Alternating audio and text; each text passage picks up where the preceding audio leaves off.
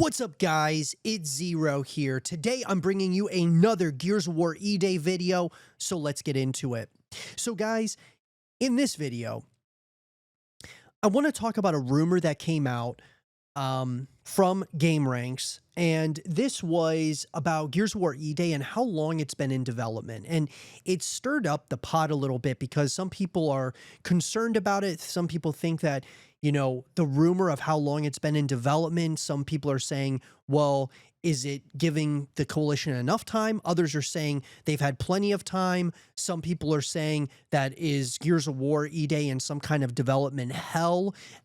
Let's talk about it, guys. This article is coming to us from Ryan Pereno over at GameRanks, and as shared on X by user Shadows, shout out Shadows, love this guy, awesome content creator within the Gears of War franchise. But a LinkedIn profile of a developer at the Coalition claims that they have been working as a senior level designer for Gears of War Eday since 2020. The profile also indicates that they have been working at the Coalition for 13 years.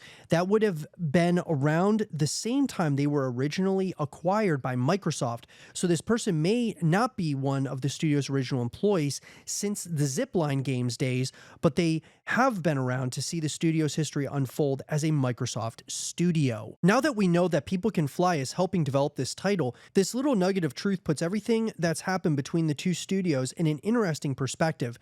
The Coalition released Gears 5 in 2019, and its expansion pack, Hivebusters, the following year. Since then, the studio had been doing support work on Halo Infinite, as well as helping develop the Matrix Awakens Unreal demo, which the Matrix Awakens Unreal demo, I can't believe that they have not made that into a full-blown game. I mean, what I played of the Matrix Awakens, really cool stuff. But anyways, that's just like a side tangent. But nonetheless, you would not have blamed fans who were wondering why the Coalition was taking so long to start work on their next Gears of War game. As it turns out, they started work on it without making it public nearly as soon as they released the last one. People Can Fly, as we know, is in a tricky pickle as they have one too many of their original projects flop or flounder in development. Their 2021 release Outriders, published by Square Enix, is particularly egregious on this account.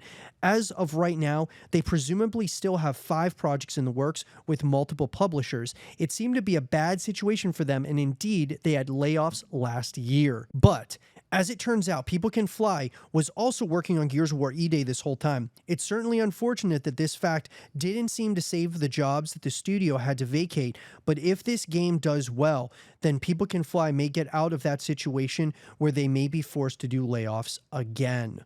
So, look, the rumor is bringing out a lot of people saying that Gears of War is in development hell. I 1000% disagree with this. I think that when you have a flagship franchise like Gears of War, you want to take your time when you're making these titles. And sure, could there be some creative differences over at the Coalition? Maybe it's definitely a possibility. But development hell, guys, I think, you look at games like, State of Decay 3, what that's going through right now.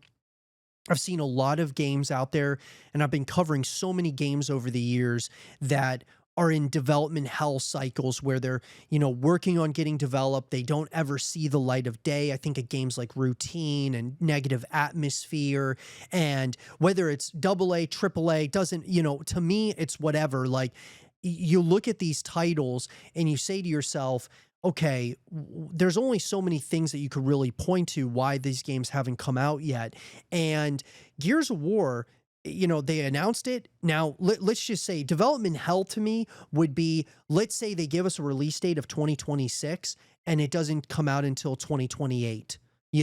That to me is there's creative differences, there's development hell issues. And so right now, I am not going there at all. I think that they are, they're kind of, they started working on Eday shortly after, Hivebusters was released. And so, and on top of that, the Coalition has had their, hands in a number of things like the Matrix Awakens, and they've been helping out with other projects. And so anyways, and Halo Infinite, of course. So pump the brakes on it being in development hell. I don't believe it's in development hell at all, at least at this current juncture of time.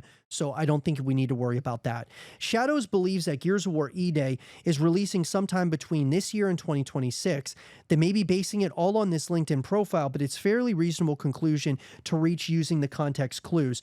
Microsoft just made a big showing of announcing the game in last year's Xbox Game Showcase without dropping even a hint about it in the last 6 years. So Microsoft wouldn't make that official announcement until they were sure that the game was 100% confirmed to release. You know, with the recent announcement of GTA 6 getting moved to 2026, and right now it's set for May of 2026, that's a good ways away from, you know, Gears of War Eday's, you know, rumored release date, or what I believe it should be released in 2026, like Halloween of 2026.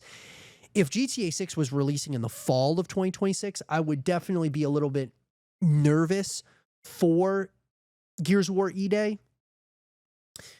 If they released it in 2025, I don't think it would be as bad as it would have been if GTA 6 stayed fall 2025.